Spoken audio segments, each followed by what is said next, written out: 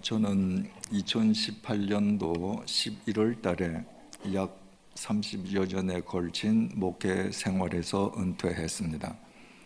그리고 1년여 동안 국내외 여러 교회에서 예배 드리는 기회를 가졌습니다. 어느 나라, 어느 지방 한인교회를 가든지 만나는 교우님들을 뵈면서 저는 큰 감동을 받습니다. 전 세계에서 한인 그리스도인들만큼 열심을 가진 그리스도인들은 어디에도 없습니다. 새벽부터 예배당에 나가서 기도할 뿐만 아니라 교회 건축을 위해서 집 문서를 교회에 제출하는 교인들, 다른 나라에서 찾아보기 어렵습니다. 오늘 이 밤에도 금요일 밤인데 여러분 일주일 동안 삶의 터전에서 얼마나 수고 많이 하셨습니까? 그런데 이 금요일 밤에 또 예배당에 나오시지 않았습니까? 정말 여러분들 열심을 가진 그리스도인이 아니라면 불가능한 일이죠. 그런데 어느 곳을 가든 만나는 그리스도인들의 열심을 확인하는 그 감동과 반비례해서 교회가 세상으로부터 신뢰를 받지 못하는 데 대한 안타까움이 있습니다. 왜 그리스도인들은, 한국 그리스도인들은 전 세계에서 유래를 찾아보기 힘들 정도로 열심인데 그런 열심이 있는 그리스도인들이 모인 한인교회가 어디에 있든지 세상의 빛이 되고 세상으로부터 존경의 대상이 되어야 될 터인데 어쩌다가 세상이 염려하는 단체로 전락해버리고 말았는가? 제가 1년여 동안 국내외 여러 교회를 다니면서 기독교 신앙의 본질을 재정립해야 될 필요를 절감했습니다.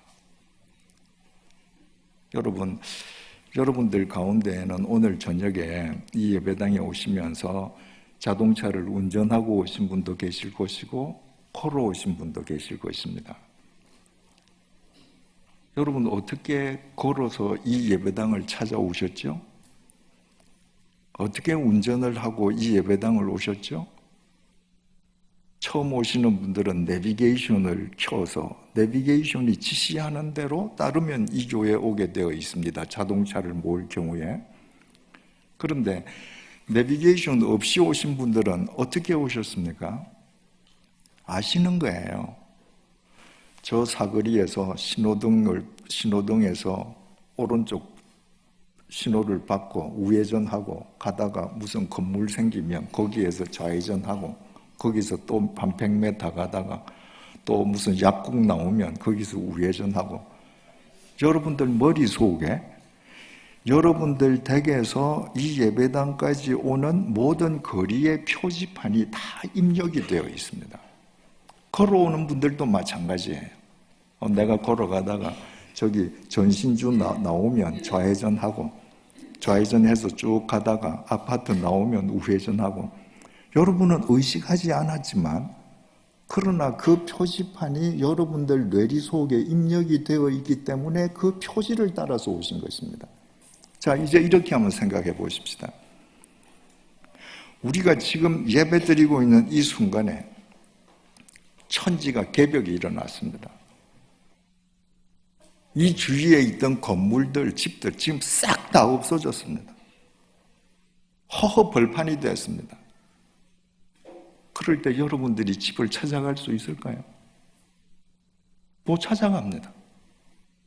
왜?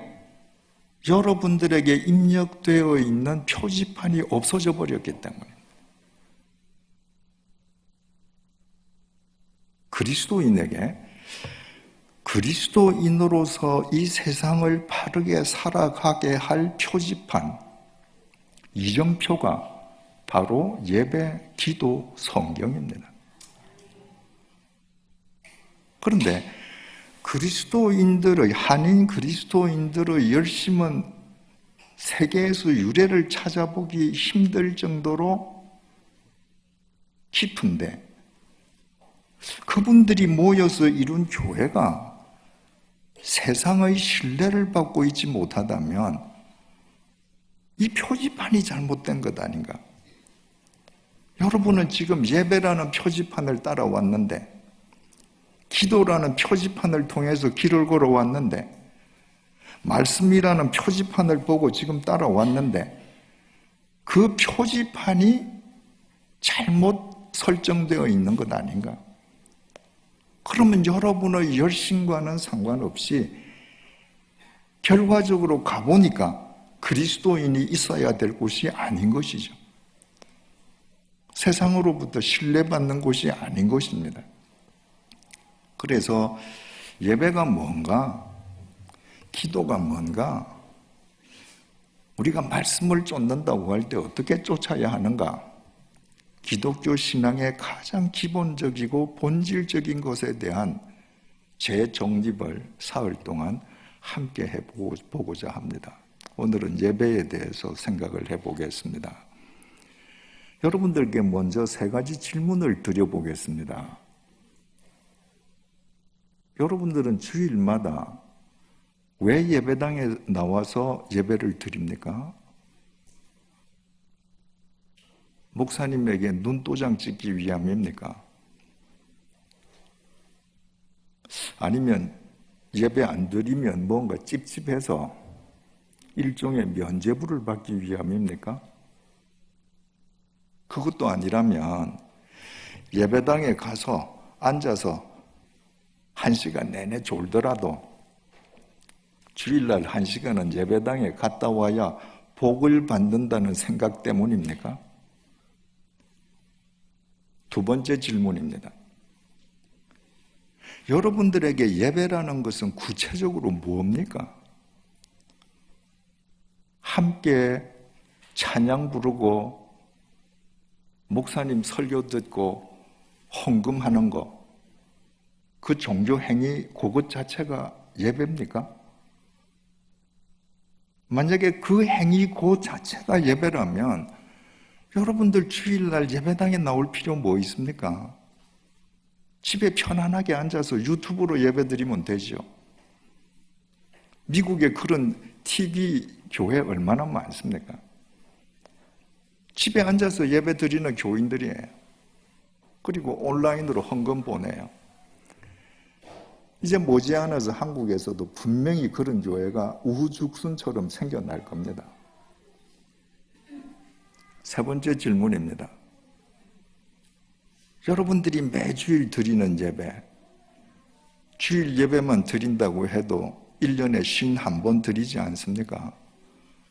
그러면 여러분 평생도록 드린 예배 수를 내가 40년 믿었다 하면 40년 곱하기 50일 한번 해보세요. 얼마나 예배를 많이 드렸는지. 그 예배가 여러분들의 삶에 구체적으로 어떤 영향을 미쳤습니까? 여러분들이 정말 살아계신 하나님께 예배를 드린다면 예배를 통해서 그 살아계신 하나님의 응답이 여러분들의 삶 속에 임한다면 주일 예배를 드릴 때에 그 살아계신 하나님에 대한 예배로 인해서 내 삶 가운데에 잘못된 부분이 하나만 교정된다고 해도 1년이면 여러분의 삶에서 51가 교정됩니다. 여러분, 1년만 내가 예배를 드려서 살아계신 하나님과 예배를 통해서 소통, 교통하는 가운데에 그분이 내 삶을 타치하셔서 1년에 내 삶 가운데에 51개의 잘못된 부분이 바르게 교정된다면 1년만 예배 드려도 우리 성자 되지 않겠습니까? 여러분들 그렇게 살고 있습니까? 여러분들 예배가 그렇습니까? 여러분들 평생 드린 예배가 여러분들에게 무슨 영향을 그동안 주어왔습니까? 사마리아 땅 수가 성에 한 여인이 살고 있었습니다. 그 여인은 결혼을 5번 했는데 5번 다 실패했습니다. 지금도 어떤 남자에게 얹혀 사는데 공개적으로 내가 또 어떤 남자에게 얹혀 산다고 말을 할 수가 없습니다. 여러분 요즘도 그러리라고 생각됩니다만은 2000년 전 그 율법주의에 젖어 있던 유대인들, 사마리아 사람들, 그들의 도덕관념, 윤리관념으로 따지자면 이 여자는 인간 이하의 존재입니다. 결혼 5번 실패하고 지금도 어떤 남자에게 얹혀 산다. 그리고도 나가서 떳떳하게 내 삶을 공개하지 못한다. 기가 막힌 사람이죠. 그런데 이 여인은 기가 막힌 웅덩이에 빠진 것과 같은 인생을 살기 때문에 예배에 관심이 많았습니다. 하나님께 진짜 예배를 드리고 싶은 거예요. 내가 드리는 예배를 하나님께서 진짜 받아주시면 좋겠는 거예요. 여러분 가운데에 혹 지금 기막힌 웅덩이에 빠져 계신 분이 있습니까? 지금이야말로 하나님 앞에서 예배를 회복할 때입니다. 하나님 앞에서 그 예배를 소생되게끔 해주시기 위해서 하나님께서 지금 은혜 베푸시는 거예요. 그래서 그리스도인에게 있어서는 모든 것이 합력해서 선으로 귀결되는 겁니다. 이 기막힌 인생 웅덩이에 빠진 여인이 어느 날 우물가에서 예수님을 만났습니다. 메시아를 만난 거죠. 그 여인은 예수님을 만나고 나서 이야기를 하다가 나중에 메시아인 줄 알았습니다.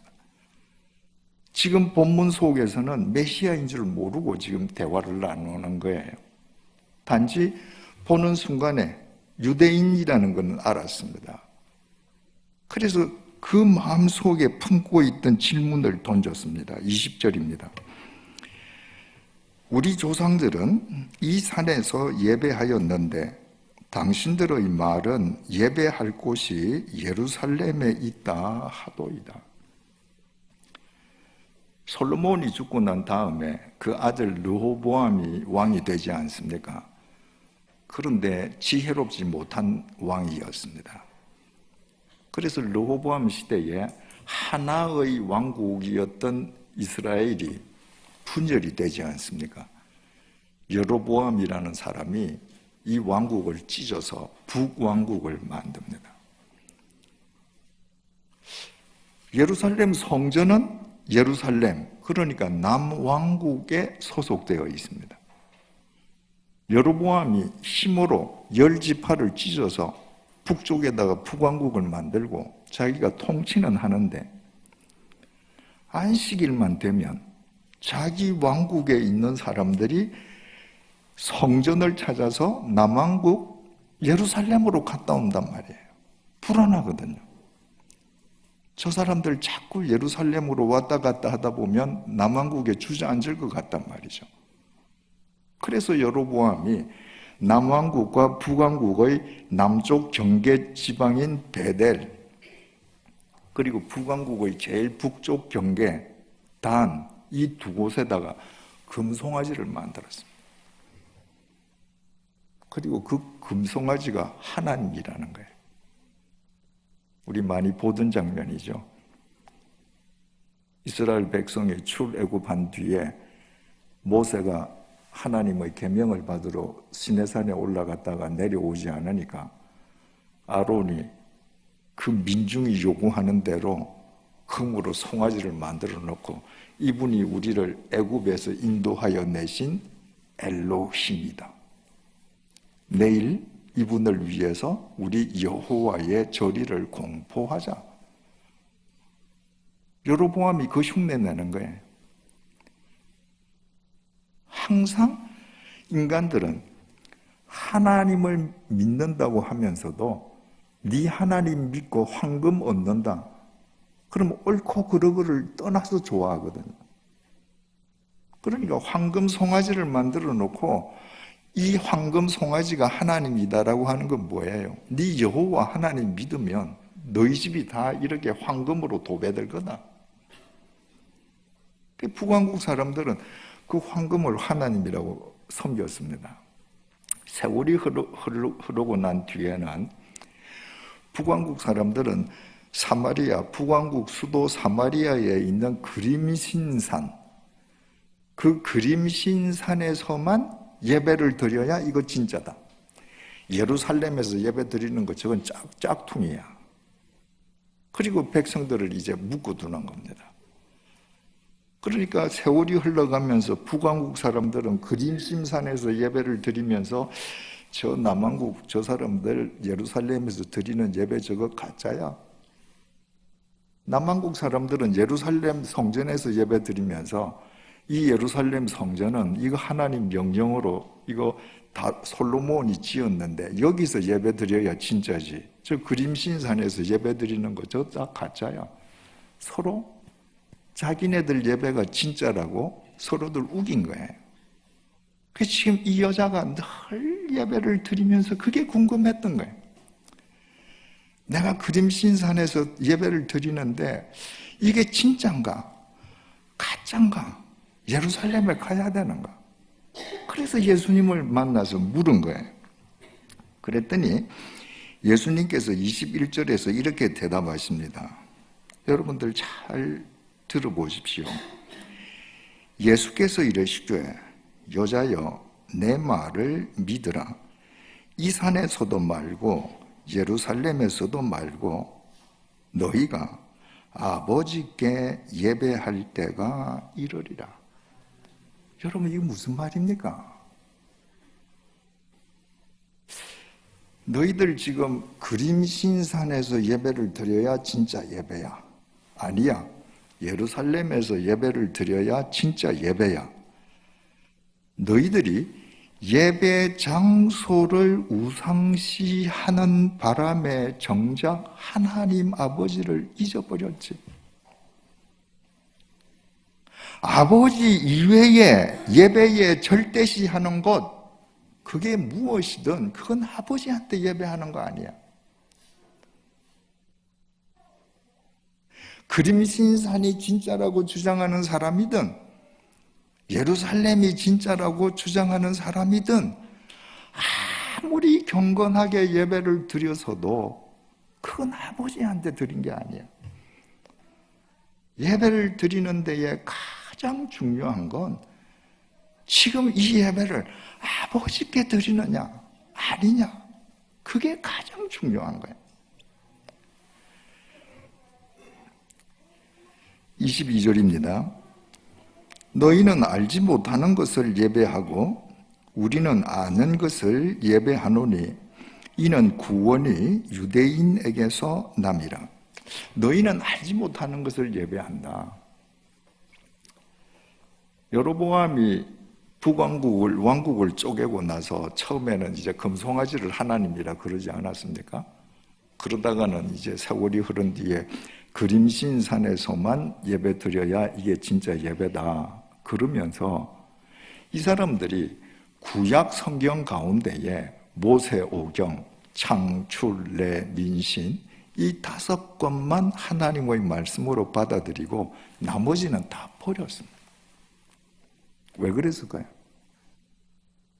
선지서를 보면 선지서에 메시아는 다윗의 후손으로 온다고 선지자들이 몇 번 얘기하잖아요. 그 성경 그대로 두면 여로보암 자기네들 계열이 짝퉁이라는 게 표가 나잖아요. 자기네들이 짝퉁이라는 그 정체성이 들통날까 봐 성경을 토막을 내어서 앞부분 창세기와 출애굽해서 가나안 땅 요단강까지 갈 때까지 그 5권만 성경이다. 그 다음에는 잘라버리고 버렸으니까 사마리아 사람들은 그 뒤에 역사서가 있는지 선지서가 있는지 하나님 말씀도 모르고 예배드려 온 거예요. 그러니까 하나님 말씀을 네가 알지 못하고 예배드리면 너는 알지 못하고 예배하는 거하고 똑같은 거야. 하나님 말씀에 의하면 메시아는 유다지파 다윗의 계보를 통해서 오는 거야. 그걸 지금 가르쳐 주시는 겁니다. 23절에서 24절입니다. 아버지께 참되게 예배하는 자들은 영과 진리로 예배할 때가 오나니 곧 이때라. 아버지께서는 자기에게 이렇게 예배하는 자들을 찾으시느니라. 하나님은 영이시니 예배하는 자가 영과 진리로 예배할지니라. 당시 남왕국 사람, 북왕국 사람들의 관심사는 뭐예요? 어디서 예배를 드려야 진짜 예배인가? 예수님은 그거 아니다. 하나님은 영이시다. 푸뉴마. 그러므로 예배하는 자가 영으로 예배해야 한다.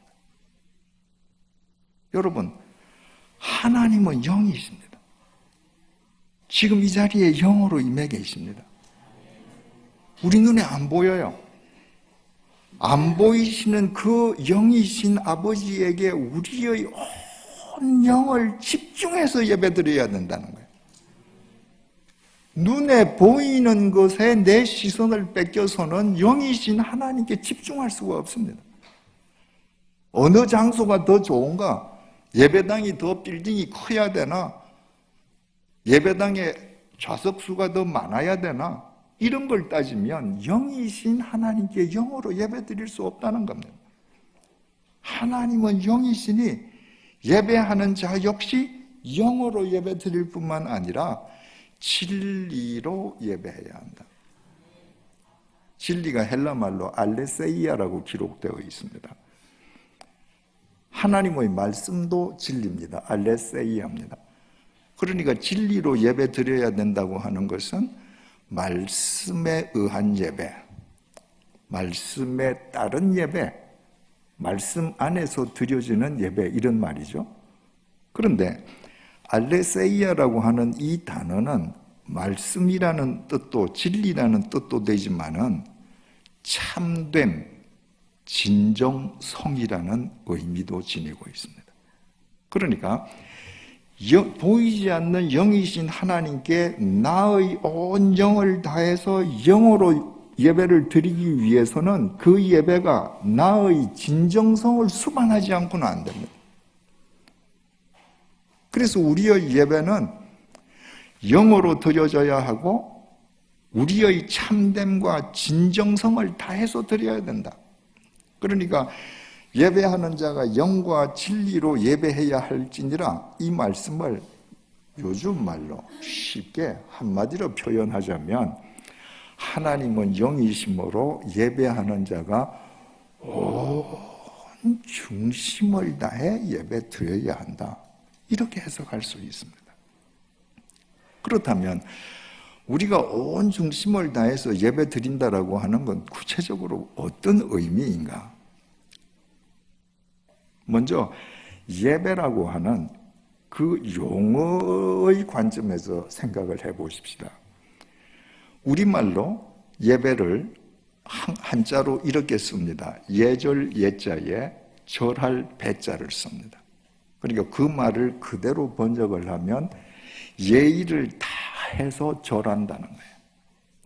그런데 여러분, 한자로 배자가 쓰여지면 그냥 안녕하세요, 목례를 갖추어서 절하는 거, 그게 아닙니다. 한자로 배자를 쓸 때에는 내 몸이 완전히 땅에 구부러지는 거예요. 부모님을 찾아서 지금 오늘 1월 10일 아닙니까? 1월 1일 날 부모님을 찾아서 자식들이 새 배를 드린다. 배자가 들어가죠. 어떻게 절 드려요? 땅바닥에 무릎을 꿇고 완전히 엎드립니다. 불교에서 삼보일배 이런 말 있잖아요. 세 걸음 걷고 한 번 절한다. 그 일배 뭐예요? 그냥 길바닥에 그냥 꼬부러지는 겁니다. 여러분, 전쟁터에서 서로 죽이는 적장들끼리 한 테이블에 만날 때가 있습니다. 무슨 강화회담을 한다거나 협상을 할 때 지금 어제까지 서로 군대를 동원해서 싸우던 적장 두 사람이 테이블을 사이에 두고 앉는 겁니다. 그때 만날 때 절대 장군은 적장에게 머리를 숙이지 않습니다. 왜? 내가 머리를 숙이는 순간에 저 사람이 내 목을 칠 수 있거든요. 그래서 서로 눈을 보고 하는 겁니다. 남자들이 인사할 때 악수하는 그 예법이 그 적장들 사이에서 나왔다는 예의가 있지 않습니까? 주로 다 오른손으로 칼을 뽑기 때문에 적장들끼리 만나서 오른손으로 악수를 하면서 적어도 칼로 서로 찌르지 않는다. 그러고 인사를 하는 거죠. 그런데 예배, 예절을 다해서 배한다. 내가 완전히 꼬부러진다. 이게 무슨 말이에요? 내가 배를 드리는 상대가 나를 죽여도 좋은 겁니다. 내가 당신에게 나를 맡기는 겁니다. 내가 부복하고 있는 사이에 그분이 내 목을 칠 수도 있는 것이고 내 머리에 꿀밤을 때릴 수도 있는 것이고 무슨 짓을 하더라도 나는 당신에게 나를 맡긴다. 이게 예배입니다. 히브리 말로 예배를 가리키는 단어가 두 개가 있습니다. 첫 번째는 아바드라는 동사입니다. 이 아바드라고 하는 것은 우리말로 번역하면 섬긴다 이 말이에요. 그런데 여러분, 우리 그리스도인들은 섬긴다는 말 굉장히 잘하잖아요. 교회학교 교사가 자기 부서에서 아이들 케어하는 것도 아이들 섬긴다 이렇게 얘기하잖아요. 그런데 이 아바드라고 하는 것은 노예가 주인을 섬기는 겁니다. 교사가 학생들을 섬기는 거, 이건 나라는 인격 다 지키면서 하는 겁니다. 노예에게는 없는 것이 많습니다. 인격이 없습니다. 노예에게는 자기 재산이 없습니다. 노예에게는 자기 뜻이 없습니다. 노예에게는 자기 결정권이 없습니다. 이게 아바드예요. 그러니까 내가 예배를 드린다고 하는 것은 내 뜻, 내 결정권, 내 인격, 내 재산을 온전히 하나님께 의탁하는 것입니다. 당신의 처분에 맡기는 거예요. 히브리 동사로 또 예배를 가리키는 두 번째 동사가 샤하라는 동사가 있습니다. 이 동사는 그대로 번역하면 부복한다는 겁니다. 우리말 예배하고 똑같습니다. 그냥 예배 이 샤하를 받는 대상에게 내가 땅바닥에 쫙 납작 엎드리는 거예요. 그러니까 히브리어 동사 이 두 동사의 모든 뜻은 그 예배드리는 대상을 향해서 자발적으로 나를 포기하는 것, 자발적으로 나를 의탁하는 겁니다. 그 손에 맡기는 거예요. 신약 성경을 기록한 헬라어로도 예배를 가리키는 동사가 두 가지가 있습니다. 첫 번째는 프로스큐네오라는 동사가 있습니다.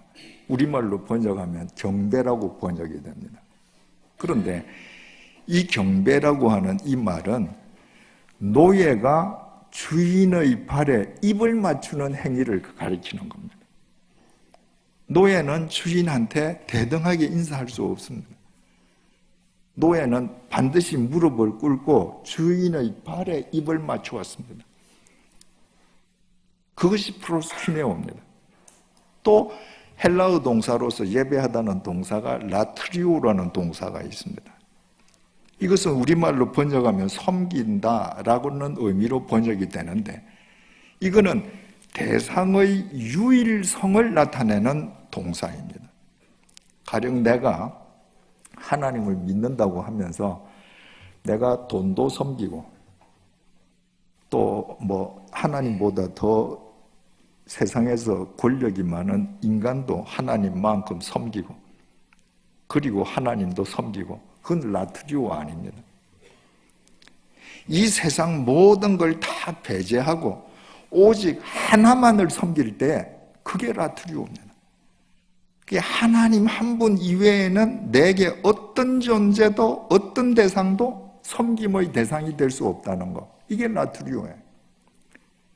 여러분 우리나라의 진돗개는 참 세계적으로 그 아주 좋은 개로 인정을 받고 있지 않습니까? 그런데 그 능력이 뛰어난 진돗개가 군견이나 경찰견으로는 사용되지 않습니다. 주로 군견이나 경찰견으로는 독일산 셰퍼드라는 개가 사용이 됩니다. 이유가 하나 있습니다. 셰퍼드는요, 자기 생애에 주인이 몇 번 바뀌어도 따지지 않는 개입니다. 진돗개는 한 번 주인은 죽을 때까지 주인입니다. 주인을 못 바꿔요. 그러니까 군대 내에서 군견을 담당하는 군인이 평생 그 군견 담당하는 직무만 행하는 게 아니잖아요. 군견 담당하는 군인이 1년, 2년 되면 또 인사이동하거든요. 그때 새 조교가 오면 진돗개는 그 주인 명령을 안 받는 겁니다. 간 주인을 어떻게든 찾으려고 그러는 거예요. 그게 라트리오입니다. 그리스도인은 그저 주인이 잘해주면 이 주인 저 주인 다 좋다는 셰퍼드가 아니고 하나님 아니면 이 세상에 누가 내게 뭘 해줘도 나는 하나님만 쫓는 진돗개가 되는 것. 바로 그게 라트리오, 그게 예배입니다. 이처럼 하나님 앞에서 온전히 부복하고 그분이 나에게 어떻게 하시든 내 삶을 그분에게 다 의탁하고 그분 앞에서 자발적으로 내 삶을 포기하는 것, 이것이 온 중심을 다하는 예배라는 그 말의 뜻입니다. 구약 성경 가운데 레위기가 제사의 책입니다. 요즘 말로 하면 예배의 책이죠. 그러니까 제사의 형태는 바뀌었을 뿐 그 제사 드리던 그 예배의 정신은 지금 우리가 그대로 계승해야 되는 것이거든요. 그 레위기에는 5가지 제사 예배가 나옵니다. 첫 번째가 번제라는 제사입니다. 번제는 제물로 바쳐지는 그 제물의 머리 끝에서부터 발끝까지 안과 밖을 전부 다 하나님 앞에서 죄를 만들어서 태워서 없애버리는 겁니다. 그게 하나님에게 나를 완전히 의탁하는 것입니다. 예배는 하나님에 대한 나의 완전 의탁인 것이죠. 두 번째가 소제입니다. 소제는 헌신과 충성을 위한 제사입니다. 그런데 그 헌신과 충성을 위한 제사 소제에는 곡물로 드려지는데 이 곡물을 반드시 고운 가루로 빻아야 됩니다. 거기에 조그만 덩어리가 있어도 안 됩니다. 전부 미세 분말로 빻아야 됩니다. 내가 하나님 앞에 헌신한다. 내가 하나님께 충성한다. 그건 여러분 자기 가치를 구현하는 게 아닙니다. 자아를 실현하는 것이 아닙니다. 교회에서 봉사를 많이 하는 사람들 가운데에서 분란이 일어나는 이유가 전부 자아 실현을 하려고 하기 때문에 그렇습니다. 봉사는 하나님 아버지 앞에서 내가 분말 가루로 바뀌는 겁니다. 그러니까 봉사는 그야말로 헌신이어야 하는 겁니다. 희생이어야 하는 겁니다. 그 소재에 절대 넣어서는 안 될 것이 있습니다. 누룩과 꿀입니다. 누룩은 부풀리는 거죠. 꿀은 달게 만드는 당위적입니다. 여러분, 그리스도인들은 조그만 봉사를 해놓고도 마치 자기가 그것을 다한 것처럼 과장하는 습성이 있습니다. 또는 다른 사람들에게 자기가 한 것을 미화해서 당위정을 발라서 아름답게 들리도록 합니다. 그건 금물이라는 거예요. 이 소재에 반드시 넣어야 될 게 있습니다. 소금입니다. 소금은 맛을 내고 부패를 방지해 준 다음에 자기는 녹아서 없어집니다. 봉사를 하는 자들은, 헌신하는 자는, 희생하는 자는 자기가 없어져 버려야 돼요. 이것이 어떻게 가능한가? 소재라는 예배를 통해서 가능해지는 겁니다. 예배를 통해서 자아 실현을 하고 자기 가치를 구현하려던 나를 뽀개어서 희생하는 사람으로 거듭나고, 내 봉사를 과장하고 당위정을 칠하던 나를 회개하면서 내가 소금이 되어서 어디서든지 맛을 내고 나는 없어지는 것, 예배를 통해서 가능해지는 겁니다. 세 번째가 속죄제입니다. 내가 죄를 범한 것을 내가 모르고 있다가 그것이 죄라고 하는 것을 인식하는 순간에 속죄함을 받기 위해서 주님 앞에 예배를 드리는 것입니다. 이 속죄제에 대해서는 조금 이따 다시 말씀드리겠습니다. 네 번째는 속건제입니다. 속건제는 다른 사람에게 입힌 물질적 피해를 보상하기 위한 제사입니다.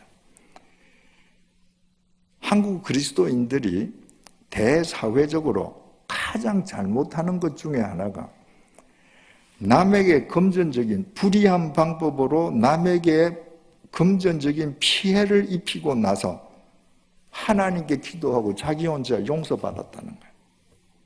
성경은 그렇게 가르치지 않습니다. 네가 다른 사람에게 물질적 피해를 줬냐? 가서 갚아라. 이것이 성경의 가르침입니다. 사람을 찾아가서 갚을 뿐만 아니라 하나님 앞에도 예배를 드려야 합니다. 그 예배를 통해서 내가 그때 내가 나쁜 심보로 그 사람에게 내가 물질적으로 큰 피해를 줬구나 깨닫고, 내가 월요일날 찾아가서 그 사람 손을 잡고, 형제요, 내가 그때 당신에게 이런 피해를 줬는데 내가 좀 형편이 안 돼서 다는 안 되지만 이거라도 일단 좀 받아주시게. 이것이 그리스도인의 삶이 되어야 한다는 것입니다. 마지막 제사가 화목제입니다.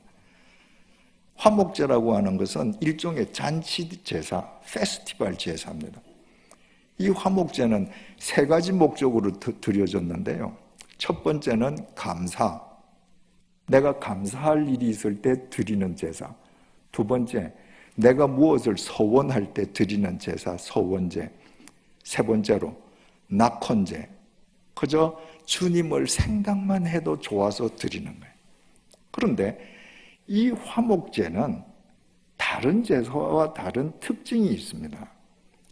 다른 모든 제사는 번제처럼 제물을 완전히 제로 만들든가 아니면 제물의 일부를 태우고는 나머지 제물은 제사장에게 바쳐야 합니다.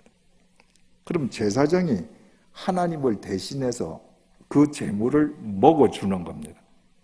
그런데 화목제사만은 제물 가운데에서 기름은 다 버리고, 기름은 추려서 하나님 앞에서 불태워서 없애고, 그리고 제물의 앞가슴살, 그리고 오른쪽 뒷다리 살만 제사장에게 바치고, 나머지 제물은 제사를 드리는 사람이 먹어야 되는 겁니다. 이웃들하고. 그러니까 잔치제사죠.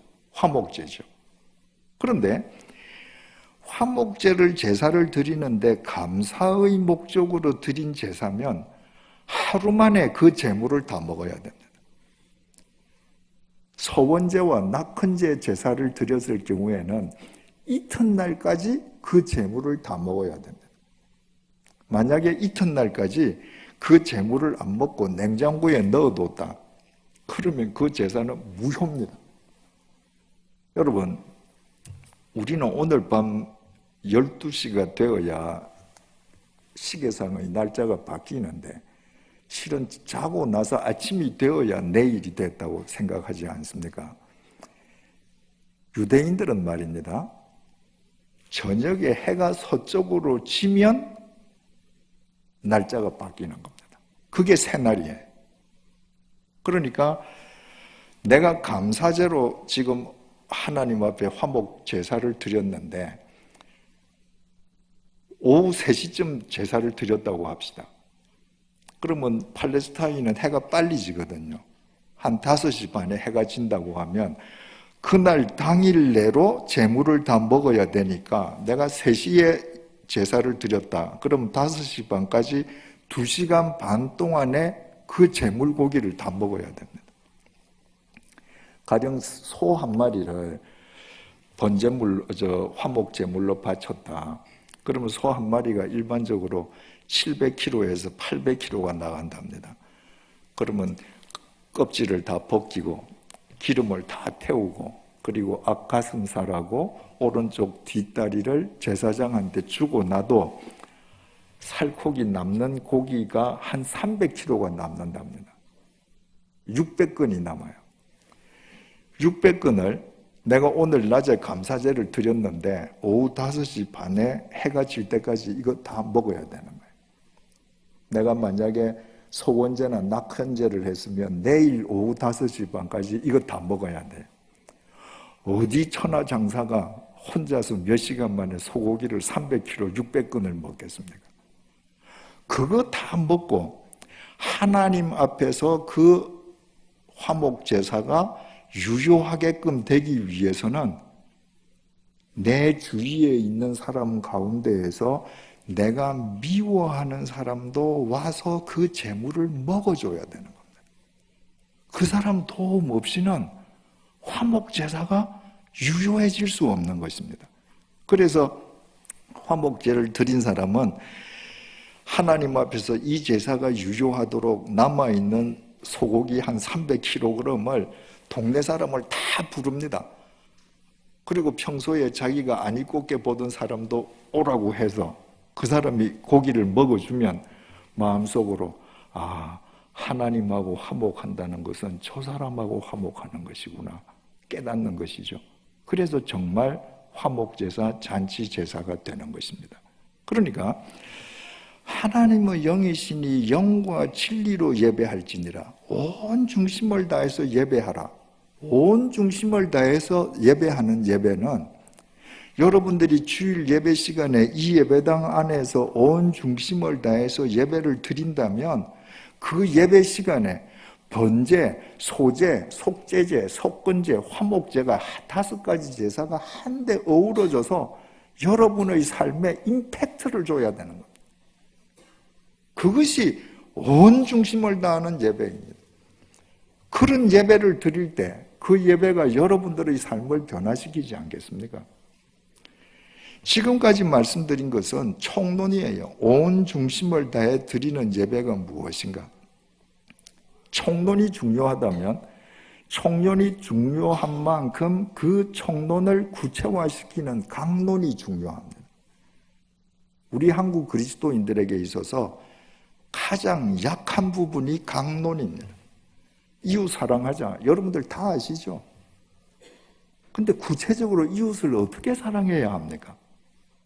어떤 경우까지 사랑해야 합니까? 강론이 없습니다. 우리가 온 중심을 내 예배를 드린다라고 할 때 이 예배를 드리는 강론은 구체적으로 어떻게 해야 되는가? 제사의 책인 레위기 1장에서 번제의 경우를 우리 한번 보십시다. 구약 성경 146페이지 레위기 1장 1절에서 9절 말씀.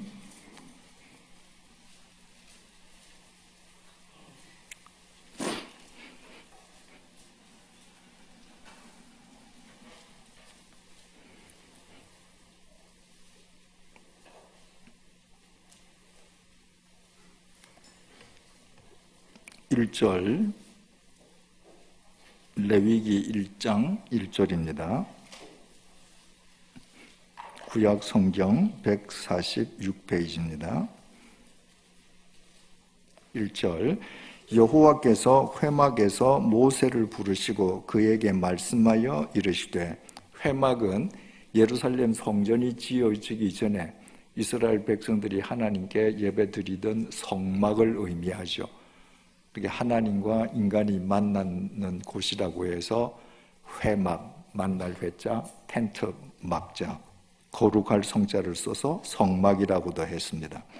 2절 이스라엘 자손에게 말하여 이르라, 너희 중에 누구든지, 만약에 여러분들 지금 연필을 갖고 계시면 누구든지의 공표를 한번 쳐보십시오.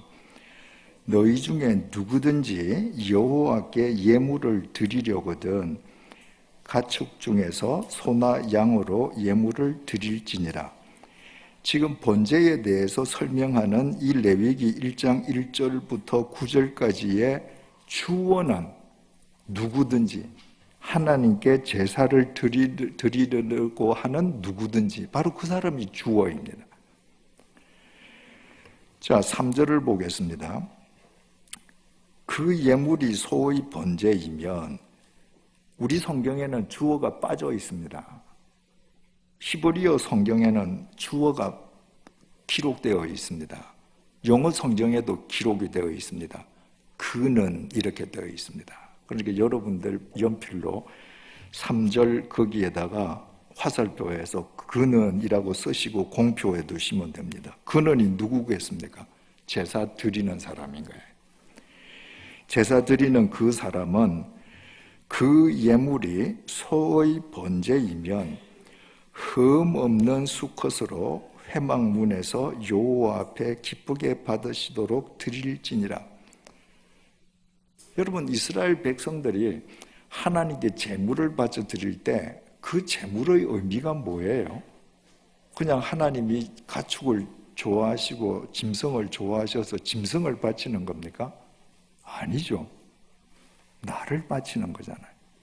나 대신에 제물을 바치는 거예요. 그런데 3절 그는 그 예물이 소의 번제이면 흠 없는 수컷으로, 흠 없는, 여러분 공표 쳐두십시오.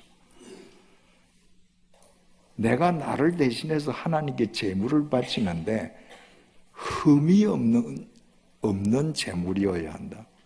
그럼 무슨 의미가 되겠습니까? 제사를 드리기 전에 이 제물을 지금 하나님 앞에 나를 대신해서 바치는데 이 제물에 흠이 있는가 흠이 없는가 살피는 준비 과정이 필요하죠. 여러분, 준비 과정이 전제되지 않는 예배는 영과 진리의 예배가 될 수가 없습니다. 예배가 중요한 만큼 그 예배가 예배 되게끔 하기 위한 그 전 준비 단계는 더 중요합니다. 여러분들 주일 예배를 드리러 오실 때에 어떻게 준비된 과정을 통해서 예배를 드리러 오십니까?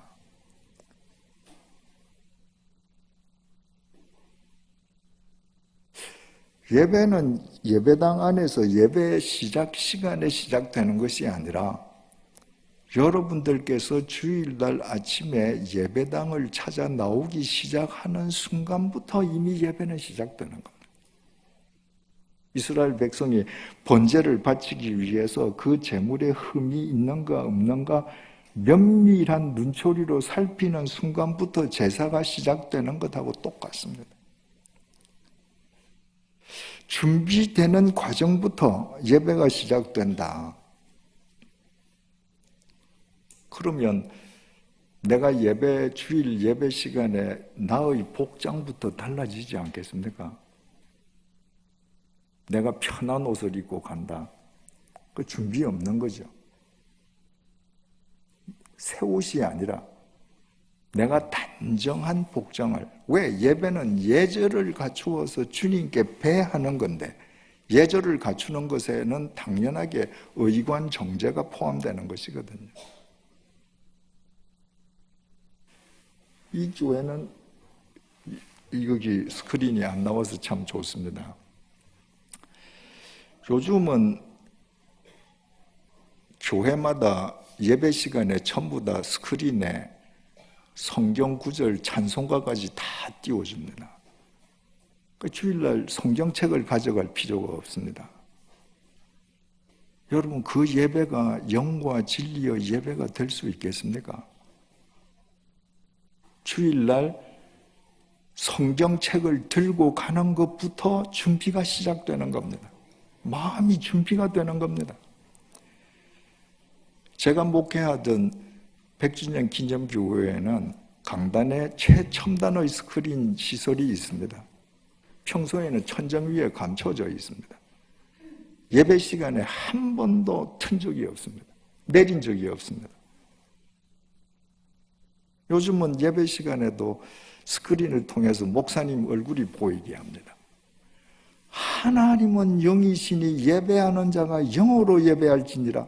보이지 않는 영이신 하나님께 내 영을 집중하기 위해서는 방해되는 모든 걸 차단해야 되는데 스크린을 걸어놓고 영이신 하나님이 보이겠습니까? 요즘 예배드리는 젊은이들은 IT 기기 가지고 성경을 봅니다. 거기에 성경 다 들어있고 찬송가 있으니까 편하죠. 근데 여러분 어떻습니까? 주일날 내가 성경책을 빼서 교회를 간다고 하는 이 성경책은요, 하나님의 말씀을 보는 용도 이외의 용도는 없습니다. 스마트폰 용도는 어떻습니까? 여기는 수백 가지 용도, 수천 가지 용도가 있습니다. 이 안에 들어있는 성경은 그 가운데의 하나일 뿐입니다. 내가 하나님께 예배만 드리는 용도인 성경을 들고 오는 마음과 주일날 이거 가지고 평소에 주중에 이거 가지고 게임하고 온갖 놀이 다 하던 그걸 들고 그 중에서 기능 중에 하나 성경과 찬송을 찾아서 부르는 것과 흠 없는 예배가 가능할 수 있겠는가? 거기다 어떻습니까? 이걸 가지고 내가 성경을 보면서 찬송을 부르려고 하면 비록 벨 소리는 무음으로 했다고 할지라도 내가 찬송을 부르는데 카카오톡이 찍 하나 왔다. 읽어야죠. 오늘날 우리가 이 제사의 책을 들여다보면 우리의 예배가 얼마나 준비되지 않는 예배인가, 얼마나 인스턴트 예배인가. 이런 예배에 우리가 열과 성을 다 한다고 할지라도 이 내비게이션 따라가서는 세상에서 빛과 소금의 역할을 다 하지 못하는 오히려 신뢰가 추락하는 공동체로 전락하고 마는 것이죠.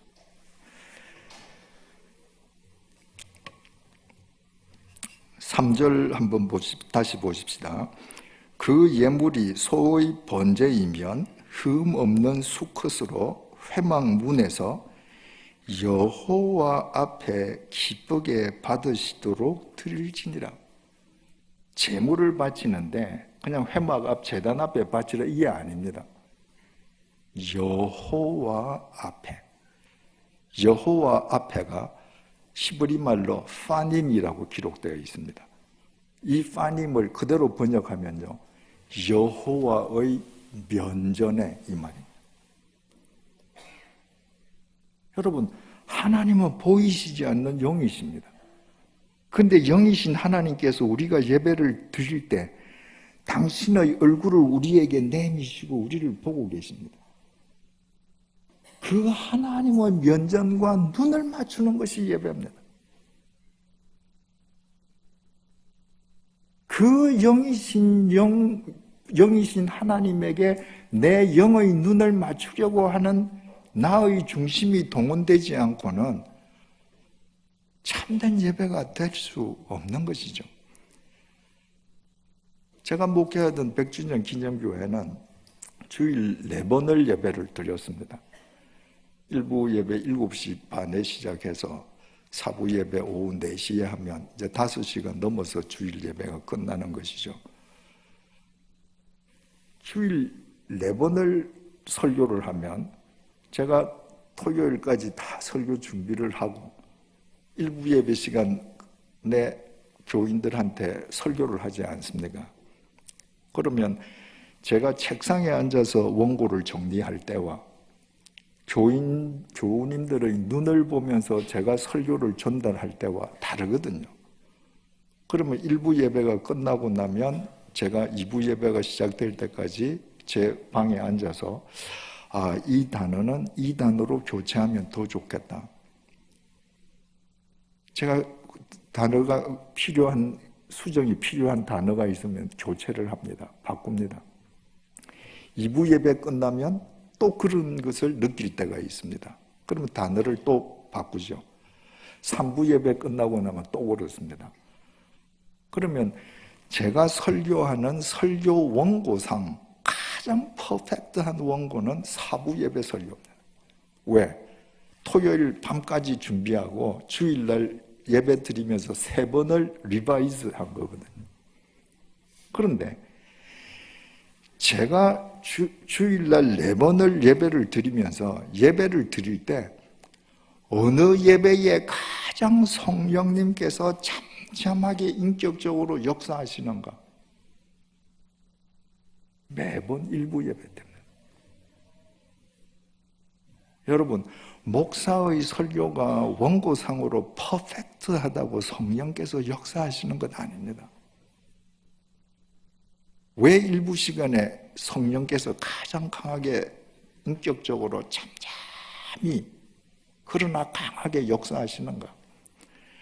창세기 1장 2절 보면 하나님의 영은 수면 위에 운행하시니라 이렇게 되어 있잖아요. 그 운행하시다는 게 날개치다 이 말이거든요.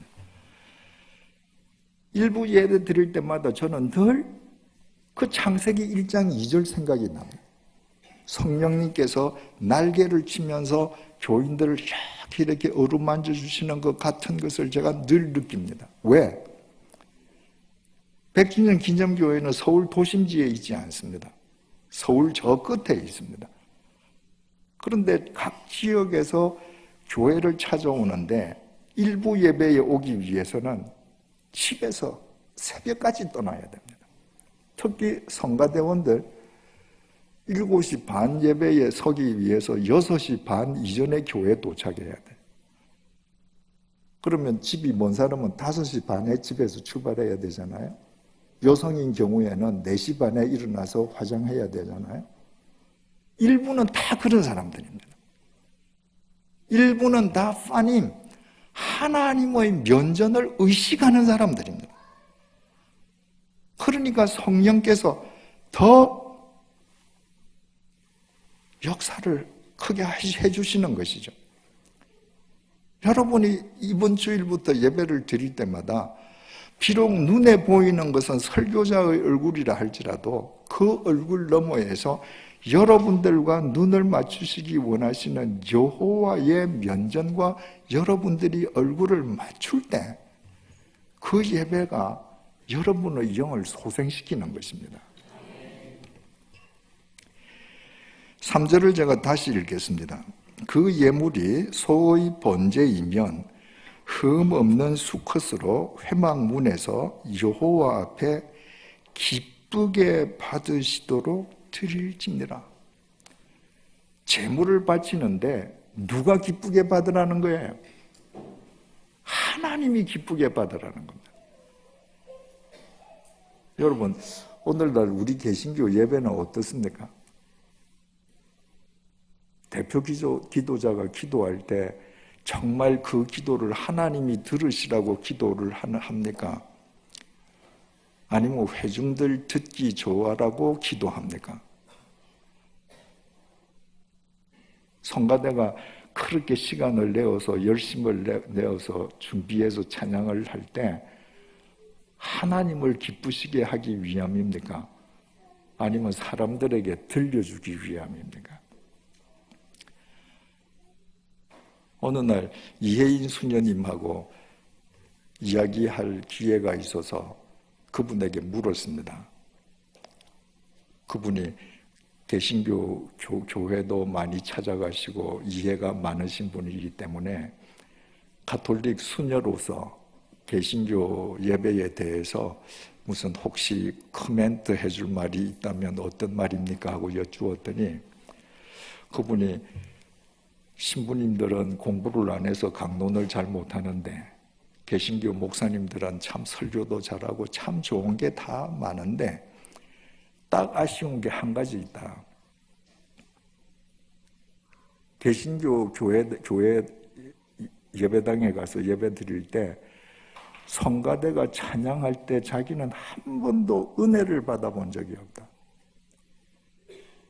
개신교 교회의 찬양대의 찬양은 큰 교회고 유명한 교회 찬양대원들일수록 저 찬양이 과연 하나님께 드리는 찬양인가? 아니면 사람들 앞에서 자기네들의 기량을 뽐내는 찬양인가? 늘 질문이 든다는 거예요. 저는 그분의 그 말이 무슨 말인지 이해할 수 있습니다.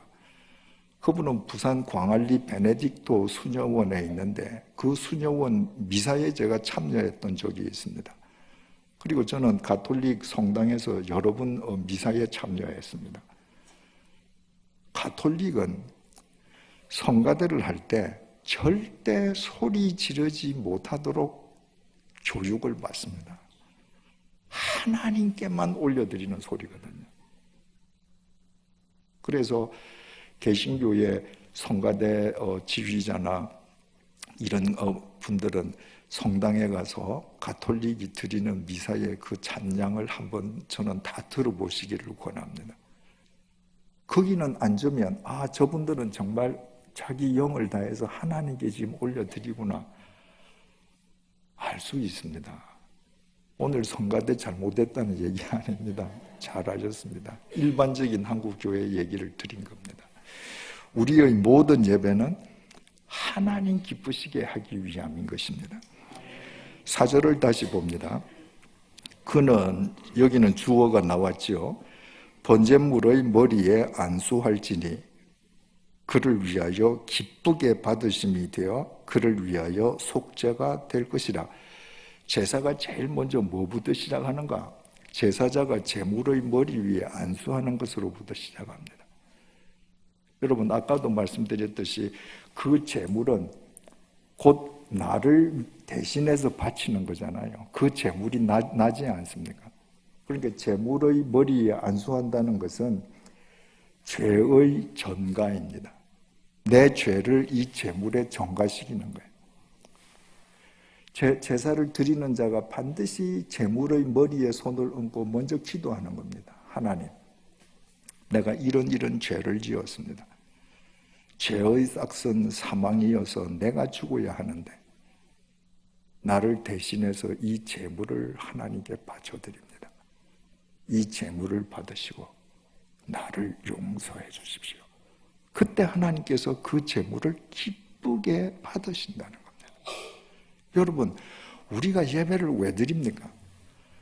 우리가 의인이기 때문에 우리를 뽐내기 위해서 예배 드리는 거 결코 아닙니다. 우리가 죄인이기 때문에 예배 드리는 것입니다. 주님께서는 의인을 찾으러 오신 것이 아니라 죄인을 찾으러 오셨습니다. 그리고 우리는 여전히 죄인이지만 당신의 보혈로 우리를 의롭다고 인정해 주셨습니다. 우리는 그냥 죄인이에요. 근데 당신의 보혈로 우리를 가리셔서 의롭다고 인정해 주신 것입니다. 그래서 내가 죄인인 것을 내가 깨달을 때 나를 의롭다고 인정해 주시는 그 주님에게 대한 예배가 살아있을 수 있습니다. 내가 죄인이라는 사실을 내가 망각할 때 나의 잘됨을 드러내기 위해서 나의 의로운 행위를 과시하기 위해서 예배를 드리게 되는데 그것은 예배가 아닌 것이죠. 5절 다시 봅니다. 그는 예배 드리는 제사하는 사람이죠.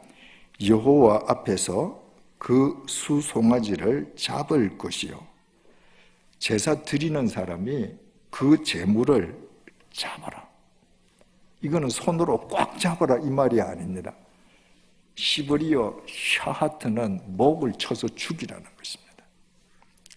여러분, 나중에는 어떻게 변화되었을지라도 주님께서 제사의 책인 레위기를 통해서 1장부터 번제를 가르쳐 주실 때에는 제사 드리는 자가 제물의 목을 쳐라. 우리는 지금까지 어떻게 생각했습니까? 옛날 구약시대에 짐승으로 제사를 드리던 사람들은 제사장에게 제물을 갖다 주기만 하면 제사장이 제물 목을 치고 다 죽이고 잡고 제사 드리는 사람은 옆에서 그저 구경만 하면 되는 걸로 알았습니다. 그거 아닙니다. 하나님께서는 제사 드리는 자, 네가 제물의 목을 칼로 쳐라. 제사 드리는 자가 어떤 심정으로 치겠습니까? 하나님, 내가 죽어야 하는데 내 대신 이 제물이 주님 앞에서 죽습니다. 내가 죽습니다. 그리고 치는 거예요. 5절, 그는 여호와 앞에서 그 수송아지를 잡을 것이요 아론의 자손 제사장들은 그 피를 가져다가 회막 문 앞 제단 사방에 뿌릴 것이며. 그러면 제사장은 옆에서 제사 드리는 사람이 제물의 목을 치는 것을 확인한 다음에 그 피를 받아다가 제단 사막에 피를 뿌려주는 역할을 제사장이 합니다. 어떤 심정으로 하겠습니까? 하나님, 아무개가 지금 죽었습니다. 이 짐승이 죽은 거 아니죠? 이 제물은 누구를 대신해서 하나님 앞에 바치는 제물입니다. 지금 아무개가 죽었습니다. 저 사람 죄를 용서해 주소서. 이러고 지금 피를 뿌리는 겁니다. 6절, 그는 또 제사 드리는 사람이죠. 그 번제물의 가죽을 벗기고 각을 뜰 것이요. 제사장이 해주는 거 아닙니다. 전부 제사 드리는 사람이 그 제물의 껍데기 가죽을 다 벗겨야 합니다. 우리가 얼마나 많은 가면을 쓰고 살아갑니까? 하나님 앞에서 예배 드릴 때에 우리의 모든 가면을 다 벗어야 합니다. 하나님께서 우리를 지으실 때 진흙으로 짓지 않으셨습니까? 우리에게 뭐가 있었습니까? 하나님 앞에서 우리는 진흙으로 지음받을 때부터 벌거숭이에요. 예배 드릴 때 우리는 하나님 앞에서 벌거숭이가 되어야 합니다. 그런 심정으로 지금 가죽을 벗기는 거예요. 제사 드리는 사람. 그리고 그 살코기가 나오면 그냥 뭐 한 건, 두 건 이렇게 뜨는 것이 아니라 그것을 얇게 조면서 각을 떠야 합니다. 불의의 도구로 살았던 자기 사지백체를 도구를 뜨면서 하나님, 이제부터 주님의 의의 도구로 쓰겠습니다. 그 뜰 때마다 그것이 기도인 것이죠. 그것이 고백입니다. 7절, 제사장 아론의 자손들은 제단 위에 불을 붙이고 불 위에 나무를 버려놓고 아론의 자손 제사장들은 그 뜬 각과 머리와 기름을 제단 위의 불 위에 있는 나무에 버려놓을 것이라. 그러면 제사장들은 불을 붙이고 그 불 위에 나무를 버려놓고 바로 제사 드리는 사람들이 뜬 그 각을 뜬 그 점인 고기, 그걸 한 점 한 점 다 불 위에 올려주는 겁니다. 여러분, 하나님, 아무개가 지 사지백체를 이렇게 점여서 각을 떠서 하나님 앞에 바칩니다. 하나님 받아주소서. 9절, 그 내장과 정강이를 물로 씻을 것이요. 살코기뿐만 아니라 내장도 다 제사 드리는 사람이 끊어내어서 물로 씻어야 합니다. 온갖 악취가 다 나겠죠. 역겹겠죠. 그 제사 드리는 사람 자기가 바치는 거예요. 자기 죄의 냄새를 자기가 맡는 겁니다. 그리고 그걸 물로 씻는 겁니다. 주님, 내 안팎박을 이렇게 깨끗하게 정결하게 해주십시오. 그리고 씻습니다. 제사장은 그 전부를 제단 위에서 불살라 번제를 드리지니 이는 화제라 여호와께 향기로운 냄새니라. 그러면 제사장은 그 내장을 또 다 전부 불태워줘요. 그러면 주님께서 그 향기를 흠양하신다. 여기 9절에도 주어 그가 빠져 있는데 헬라어 원전에는 그가 들어 있습니다. 자, 이제 정리를 해보십시다. 여러분, 이렇게 구약시대에 제사를 드리는 사람이 제물의 목을 치고 가죽을 벗기고 그 살을 전부 다 각을 떠서 일일이 전부 다 점여내고 그리고 속 내장을 끊어내어서 그걸 다 씻는다. 그 제사를 다 끝내고 지금 집으로 돌아가는 그 사람 겉모습을 여러분 한번 생각해 보십시오. 그 사람 옷에 피가 튀어서 피투성이겠죠. 여러분 짐승 목을 한번 쳐보세요. 피가 사방으로 튀지 않겠습니까? 옷이 다 지금 피투성이가 되었습니다. 그 짐승을 각을 뜨고 내장, 오장육부를 다 씻으려고 하면 그 옷에 온갖 역겨움과 악취가 다 배었겠죠. 그런데 집으로 돌아가는 그 사람의 마음은 새처럼 날아오를 겁니다. 왜? 오늘 내가 죽은 거예요. 내가 하나님 앞에 용서받은 겁니다. 내가 다시 새로운 삶을 시작할 수 있게 된 겁니다.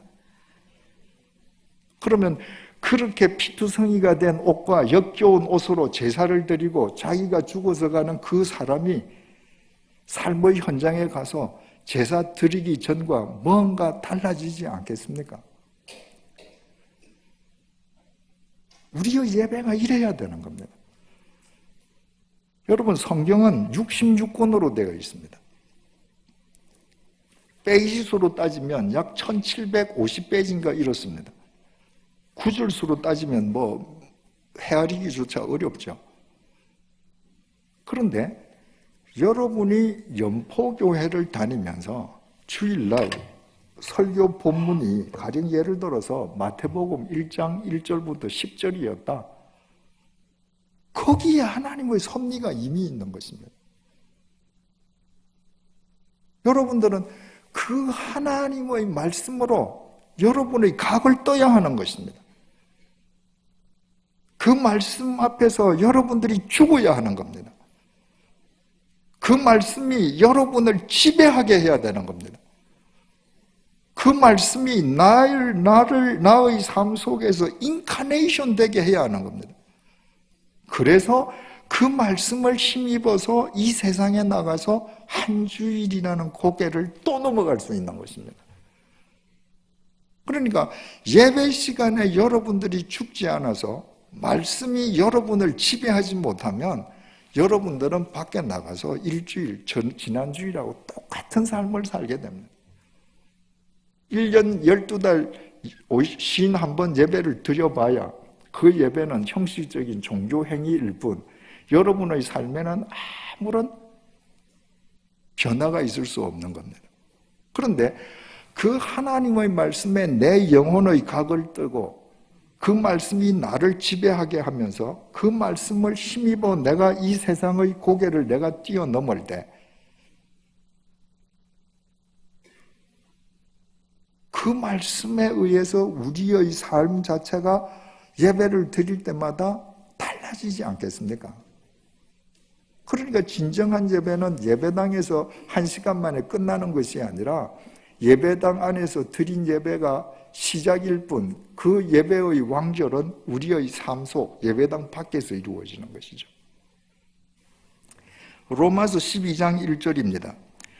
그러므로 형제들아 내가 하나님의 모든 자비하심으로 너희를 권하노니 너희 몸을 하나님이 기뻐하시는 거룩한 사한 제물로 드리라. 이는 너희가 드릴 영적 예배니라. 여러분, 구약시대에 유대인들이 드린 예배는 나를 대신해서 제물을 바치는데 그 제물은 죽은 제물이에요. 죽여서 바치는 거예요. 다 짐승의 시체입니다. 그런데 바울은 우리의 몸을 하나님께서 기뻐하시는 산 제물로 드려라. 재물인데 죽지 않고 움직이는 재물이에요. 살아있는 재물이에요. 무슨 얘기겠습니까? 네 삶 자체가 제사가 되게 해라. 그러니까 예배의 생활화, 생활의 예배화가 우리의 예배를 통해서 이루어질 때 이 세상 밖에서 우리의 삶이 산 제물이 되는 것입니다. 그때 세상 사람들이 우리를 다르게 볼 수밖에 없는 것이죠. 그런 예배를 통해서 번제, 소제, 속제제, 속건제, 화목제가 주일마다 내 삶 속에서 어우러져서 삶으로 드러나지 않을 수 없게 되는 것입니다.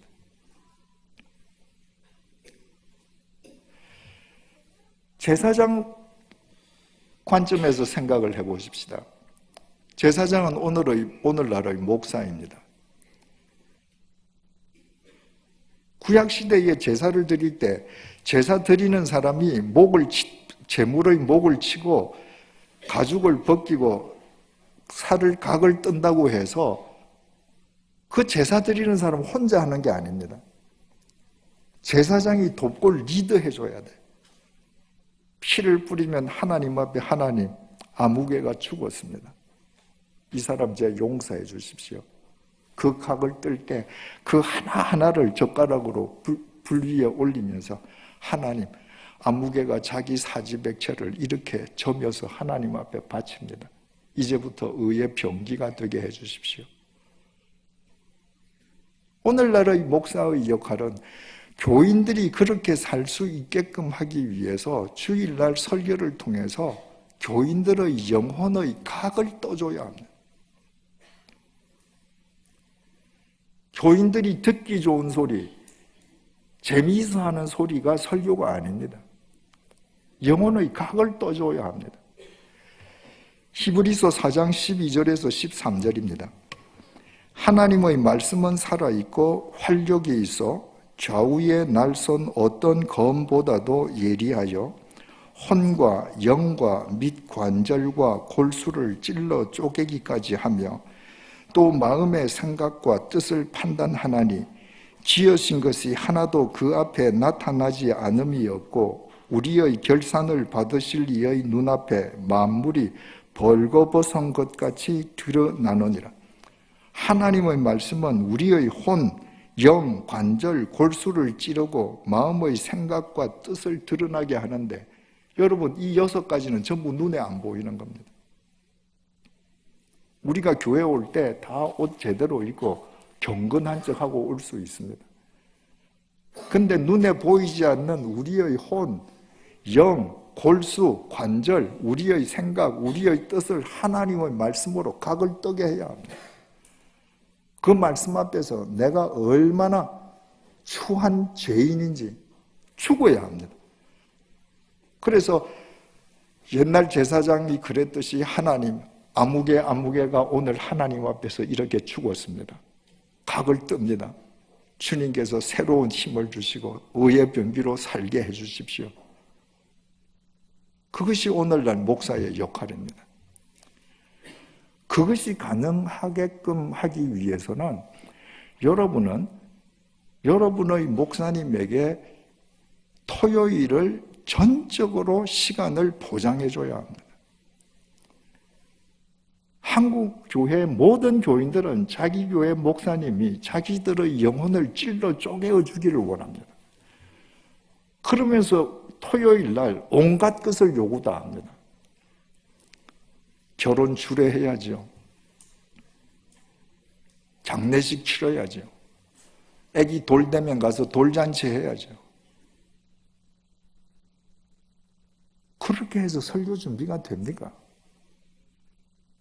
저는 1988년도에 주님의 교회를 시작해서 10년 하고 제네바 한인교회를 3년 목회하고 100주년 기념교회를 13년 4개월 해서 제 목회 생활이 횟수로는 30여 년이 되었는데 저는 30여 년 동안에 단 한 번도 토요일 날 제 집 밖을 나간 적이 없었습니다. 저는 금요일 날 퇴근해서 집으로 들어가면 주일 일부 예배 시간에 예배 드리러 현관문을 나갈 때까지 안 나갔습니다. 제가 목회한 교회 교인들은 토요일 날 자기 집 무슨 환갑이라고 담임 목사가 주례도 안 해주나 그런 사람은 없었습니다. 저는 처음부터 선포를 했습니다. 주일날은 전 교인이 영혼의 각을 들어오는 시간인데 내가 한 가정의 경조를 위해서 내가 시간을 할애하지 않는 것 양해해 주십시오. 주일날은 모든 교인들을 위해서 내가 단에 서야 하므로 토요일날 내 시간을 확보해 주십시오. 그래서 30년 동안 제가 목회하던 교회 교인들은 토요일날 저한테 전화도 안 했습니다. 문자도 안 보냈습니다. 여러분, 정말 우리 예배가 살아있어야 되지 않겠습니까? 그러기 위해서는 여러분의 목사님이 여러분의 영혼의 각을 뜨게 해줘야 되고, 그렇게 하기 위해서는 여러분들이 절대적인 시간을 확보해드려야 합니다. 그때 그 목사님과 교인들이 한데 어우러지는 그 예배가 우리 각자의 삶을 바른 길로 인도하는 바른 영적 내비게이션이 될 수 있는 것입니다. 한 가지만 이야기하고 끝내십시다. 바울이 3차 전도 여행을 끝내고 예루살렘을 방문했습니다. 예루살렘 유대인들의 모함으로 로마 진영 내에 있는 감옥에 갇힙니다. 천부장 루시아가 보니까 바울에게 죄가 없거든요. 그런데 바울을 죽이기 전에는 먹지도 마시지도 않겠다고 결심한 사람들이 40명이나 된다는 사실을 알고 한밤중에 루시아가 가이사라에 있는 벨릭스 총독에게 바울을 보냅니다. 그때 그 대제사장들 무리가 말이죠, 바울을 죽이겠다고 모함하고 총독을 찾아와서 재판해달라고 하고 막 그러거든요. 근데 벨릭스 총독도 바울의 무죄를 알지만 2년 동안 그냥 감옥에 그냥 내버려둬요. 총독이 베스도로 바뀌었습니다. 그 2년의 세월이 흐른 거예요. 사도행전 25장 1절에서 3절입니다.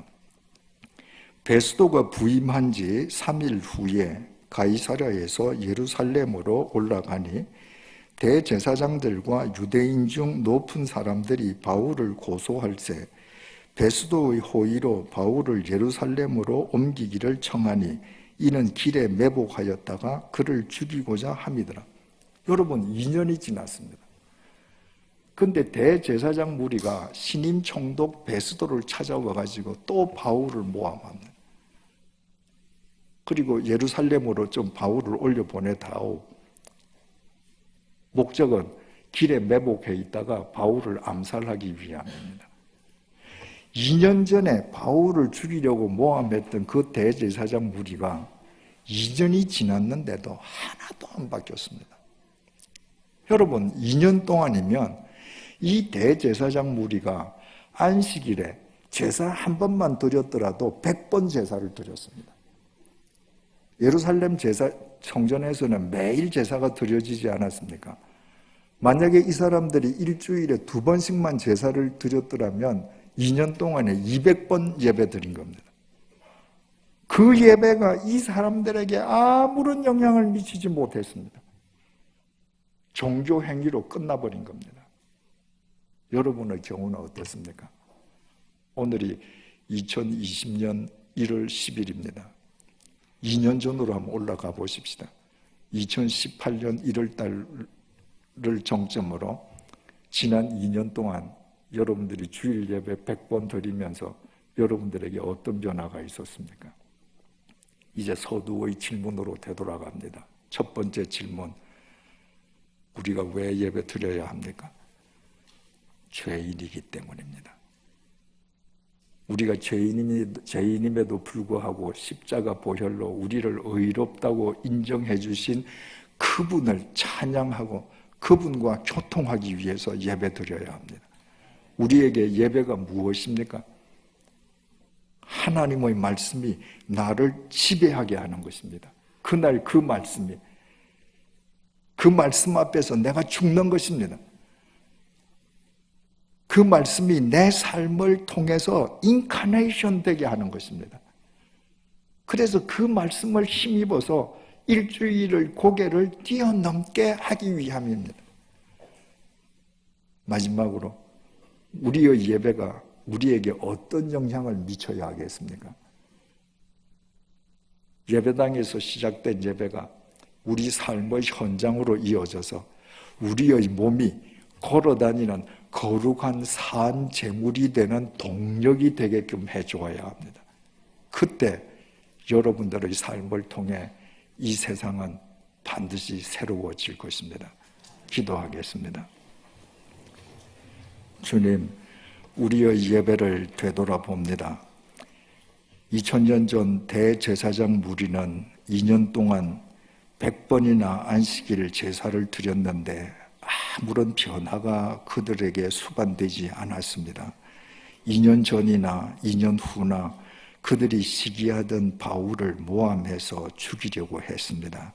주님, 우리 자신은 어떠한지 오늘 우리 자신을 성찰하게 해주셔서 진심으로 감사합니다. 영이신 하나님께 영과 진리로 예배하는 진정한 예배자가 되게 해주시기를 간구합니다. 예배를 통해 말씀 앞에 우리가 죽게 해주시고 말씀이 우리를 지배하게 해주시고 그 말씀이 우리의 삶을 통해 육화되게 해주셔서 예배당에서 시작된 예배가 우리 삶의 현장에서 완결되도록 은혜를 베풀어 주시옵소서. 그리하여 예배드리는 우리로 인해 이 교회가 새로워지게 하시고 이 사회가 새로워지게 하시고 다가오는 미래가 새로워지게 하여 주시옵소서. 예수님 이름으로 기도드립니다. 아멘.